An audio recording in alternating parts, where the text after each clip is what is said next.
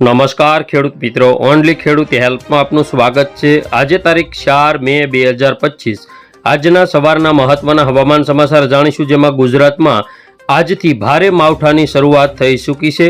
તો કયા કયા વિસ્તારોમાં આજે વરસાદ પડવાની સંભાવના છે, કયા કયા વિસ્તારોમાં વાતાવરણમાં પલટો આવી શકે, જોઈએ સંપૂર્ણ અપડેટ। ચેનલમાં નવા હોય તો સબસ્ક્રાઇબ કરી લેજો। ખાસ કરીને આવતા 3 થી 4 દિવસ માટે ખેડૂતો માટે ઘણી બધી કપરી પરિસ્થિતિ આવી શકે, કારણ કે ભારે પવન તોફાન સાથે વરસાદની શક્યતાઓનો લીધે ઘણા બધા પાકોની અંદર નુકસાન થવાની ભીતિ સેવાઈ રહી છે। તો જોઈએ સંપૂર્ણ અપડેટ કે આ માવઠું કેટલું ખેડૂતો માટે નુકસાનકારક સાબિત થઈ શકે છે, ક્યાં કેટલો વરસાદ પડી શકે તેની સંપૂર્ણ અપડેટ મેળવો। આજની અપડેટ જોઈએ તો આજે આ રીતે જે ગુજરાતના જે તમામ વિસ્તારો છે, જેમાં કચ્છ હોય, ઉત્તર ગુજરાત, મધ્ય ગુજરાત, દક્ષિણ ગુજરાત અને સૌરાષ્ટ્રમાં વાદળા છવાવાની શરૂઆત થઈ જશે। આગામી 5 તારીખ સુધીની અંદર ગુજરાતના મોટાભાગના જે વિસ્તારો છે તેમાં વાદળછાયું વાતાવરણ અને સિસ્ટમ આખી ગુજરાત ઉપર આવી પહોંચશે। તો જોઈએ વરસાદની અત્યારની લેટેસ્ટ અપડેટ કે આજે 4 તારીખમાં કયા વિસ્તારમાં વરસાદ પડશે, 5 તારીખ અને 6, 7, 8 તારીખ સુધીમાં ગુજરાતની અંદર કયા કયા વિસ્તારોમાં ભારેથી અતિ ભારે વરસાદ એટલે કે કપરું માવઠું ખાબકી શકે છે, કારણ કે અત્યારે પ્રી મોન્સૂન એક્ટિવિટી ગણી શકાય, માવઠાનો વરસાદ ગણી શકાય, કારણ કે હજુ ચોમાસું બેસવાની જે તારીખ છે તે 15 જૂન હોય છે। ત્યાર પછી આ વર્ષે 20 થી 30 જૂન વચ્ચે વાવણી લાયક વરસાદનો એક રાઉન્ડ આવે તેવી શક્યતાઓ છે, પરંતુ તે પહેલા 31 મે આજુબાજુ પણ એક માવઠાનો જે રાઉન્ડ છે 30-31 મે આજુબાજુ આવી શકે, અથવા અરબ સાગરની અંદર વાવાઝોડું બને તો પણ કેટલાક ગુજરાતના ભાગોમાં માવઠું થવાની શક્યતાઓ, સાથે સાથે વાવણી લાયક વરસાદ પણ ગણી શકાય। તો જોઈએ અત્યારની આજની બપોરની લેટેસ્ટ અપડેટ જોઈએ તો સૌરાષ્ટ્રના જે કેટલાક બધા વિસ્તારો છે, જેમાં જૂનાગઢ હોય, ઉપલેટા હોય, જેતપુર હોય, અમરેલી હોય, બગસરા, વિસાવદર, ધારી, સાવરકુંડલા, પાલીતાણા, બાબરા આજુબાજુના જે વિસ્તારો છે, તેમજ કોડીનાર છે, તુલસીશ્યામ છે, ઉના, રાજુલા, મહુવા આજુબાજુના જે વિસ્તારો છે, તેમજ તળાજા, ભાવનગર, ઘોઘા, વલભીપુર, શિહોર, ગઢડા, બાબરા, જસદણ આ બધા વિસ્તારો, તેમજ ચોટીલા છે, ધંધુકા છે, ભાણવડ છે, આ તમામ વિસ્તારોમાં વરસાદની સંભાવના છે। સાથે સાથે ધ્રાંગધ્રા હોય, સુરેન્દ્રનગર હોય, નળ સરોવર, વિરમગામ સાઈડના જે વિસ્તારો છે, અમદાવાદ, કપડવંજ, મહેમદાવાદ, મહુધા, ડાકોર આ બધા વિસ્તારો, જેમાં દક્ષિણ ગુજરાતની અંદર ખંભાત, બોરસદ, તારાપુર, જંબુસર, કરજણ આજુબાજુના જે વિસ્તારો છે, ભરૂચ આજુબાજુના વિસ્તારો છે, અને ઉત્તર ગુજરાતમાં પણ વરસાદની સંભાવના રહેલી છે।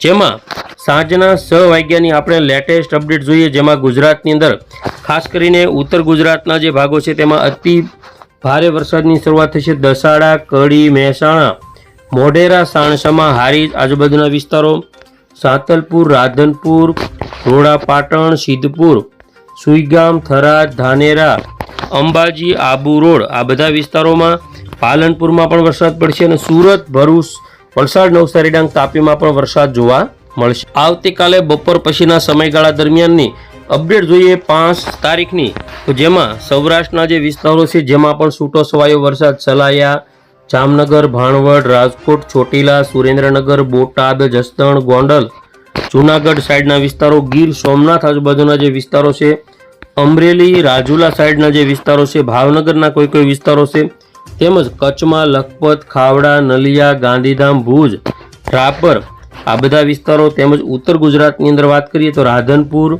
મહેસાણા, હિંમતનગર, ડુંગરપુર, ખેડબ્રહ્મા, પાલનપુર, આબુ રોડ, અંબાજી, થરાદ, ધાનેરા આ જે બધા વિસ્તારો છે, ભાટસણ છે, દિયોદર છે, ડીસા છે, તેમાં પણ વરસાદ પડશે। તો મધ્ય ગુજરાતના વિસ્તારોની વાત કરીએ તો લુણાવાડા, કપડવંજ, નડિયાદ, ગોધરા, દાહોદ, તેમજ પેટલાદ, બગસરા, રતલામ આ બધા વિસ્તારો છે, સાથે સાથે વડોદરા, છોટાઉદેપુર, અલીરાજપુર, રાજપીપળા, ભરૂચ, અમોદ, તેમજ આજુબાજુના જે વિસ્તારો છે, સુરત, તાપી, વલસાડ, નવસારી અને ડાંગ દક્ષિણ ગુજરાતના જે આ વિસ્તારો છે તેમાં પણ વરસાદ પડવાની શરૂઆત આવતીકાલથી જામી શકે છે। માવઠાનો વરસાદ છે, ખેડૂતોને નુકસાનની ભીતિ છે, ફળ પાકોના જે બગીચાઓ છે તેમાં પણ નુકસાન થઈ શકે, બાજરી, તલ, અડદ, મગ જેવા અને મગફળી જેવા પાકો, જુવાર જેવા પાકોની અંદર પણ નુકસાન થઈ શકે।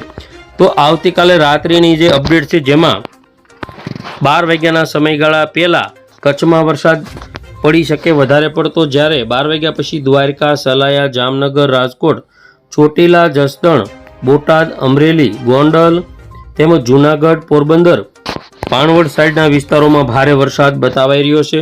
સુરેન્દ્રનગર, મોરબી, ચોટીલા, બોટાદ અને ભાવનગરના કોઈ વિસ્તારોમાં અતિ ભારે વરસાદ, તો અમદાવાદ, કપડવંજ, ધોળકા, નડિયાદ, ગોધરા, લુણાવાડા, ખંભાત અને વિરમગામ સાઈડના વિસ્તારો તેમજ રાધનપુર, પાલનપુર, ખેડબ્રહ્મા, મહેસાણા, હિંમતનગરમાં પણ ભારે વરસાદની શક્યતા આવતીકાલે રાત્રે જોવા મળશે. સોમવારે 5 તારીખે તેમજ 6 તારીખે વહેલી સવારની અપડેટ જોઈએ 4 વાગ્યાની, તો જેમાં પણ સૌરાષ્ટ્રના વિસ્તારોમાં ભારે વરસાદની શક્યતા છે.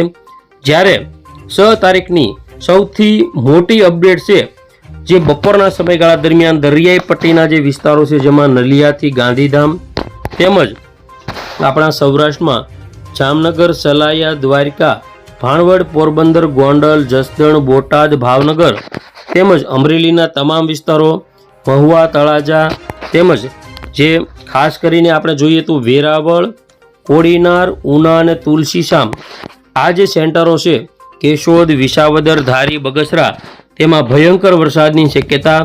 બોટાદ તેમજ વડોદરા, બોડેલી, અમોદ, રાજપીપળા, ભરૂચ તેમજ સુરત આજુબાજુના જે વિસ્તારો છે, તાપી, વલસાડ, નવસારી, ડાંગ, દાદરા, દમણ, નગર હવેલી તેમજ વિરમગામ, અમદાવાદ, કપડવંજ, લુણાવાડા, દાહોદ, ગોધરા, વડોદરા, ખેડબ્રહ્મા, મહેસાણા, હિંમતનગર, ઉત્તર ગુજરાતના પણ આ સેન્ટરોમાં વરસાદ જોવા મળશે. સાંજના સમયગાળા દરમિયાન પણ ગુજરાતની અંદર વરસાદની એક્ટિવિટી ચાલુ રહેશે. રાત્રે પણ મોરબી અને કચ્છના ભાગો તેમજ 7 તારીખે વહેલી સવારે 4 વાગ્યાના અરસામાં ભરૂચ, રાજપીપળા, સુરત, તાપીમાં ભારે માવઠાની શક્યતા રહેલી છે. તો બપોરના સમયગાળા દરમિયાનની આપણે વાત કરીએ તો ખાસ કરીને સૌરાષ્ટ્રનો જે વિસ્તાર છે, દરિયા કિનારાનો, દ્વારકા, સલાયા, જામનગર, ભાણવડ, પોરબંદર, જૂનાગઢ, ગોંડલ, જસદણ, બોટાદ, ભાવનગર, રાજકોટ તેમજ સૌથી વધારે સેન્ટરોની વાત કરીએ કોડીનાર, ઉના, તુલસીશામ, રાજુલા, મહુવા, સાવરકુંડલા, તળાજા આ બધા સેન્ટરોમાં ભારે વરસાદ. અમદાવાદ અને સુરેન્દ્રનગર જિલ્લાના જે મોટા ભાગના જે વિસ્તારો છે તેમાં પણ અતિ ભયંકર માવઠાની શક્યતા દેખાવાઈ રહી છે. સાથે સાથે 7 તારીખની અંદર આપણે વાત કરીએ તો બપોર પછી તેમજ 8 તારીખની અંદર બપોરના સમયગાળા દરમિયાન પણ ગુજરાતની અંદર હળવો ભારે મધ્યમ વરસાદ જે છે કચ્છના તમામ વિસ્તારો, સૌરાષ્ટ્ર, મધ્ય ગુજરાત, દક્ષિણ ગુજરાતના તમામ વિસ્તારોમાં જોવા મળશે. કારણ કે સિસ્ટમ આખી ગુજરાત ઉપર વિખેરાઈ જાય, કારણ કે ગુજરાત ઉપર સવાઈ શકે, તૂટી પડે તેવી શક્યતાઓ ગણી શકાય. 9 તારીખે પણ ગુજરાતમાં ભારેથી અતિભારે વરસાદ આપણને જોવા મળશે. આ જે સિસ્ટમ છે તે આગામી 10 તારીખ 11 તારીખ પછી ધીમી પડી શકે છે, છૂટા છવાયા છાંટાછૂટી સાથે ધીમી પડશે. હવે આપણે જોઈએ પવનની. આજની પવનની ઝડપની વાત કરીએ કચ્છના દરિયાકાંઠાના ભાગોમાં 58 કિલોમીટર પ્રતિ કલાક જોટાના પવનો, સૌરાષ્ટ્રમાં 44, દક્ષિણ ગુજરાતમાં 39. આવતીકાલે 5 તારીખની અંદર જે પવનની ઝડપ છે તેની વાત કરીએ તો કચ્છની અંદર 48, સૌરાષ્ટ્રમાં 47, દક્ષિણ ગુજરાતમાં 56 કિલોમીટર પ્રતિ કલાકની પવનની ઝડપ જોવા મળશે. 6 તારીખની અંદર દક્ષિણ ગુજરાત, મહારાષ્ટ્ર તરફ અતિ ભયંકર 60 થી 70ની ઝડપે પવન ફૂંકાઈ શકે. 7 તારીખ 8 તારીખમાં પવનની ઝડપમાં ઘટાડો થઈ વરસાદની સિસ્ટમ વધુ આગળ વધી શકે.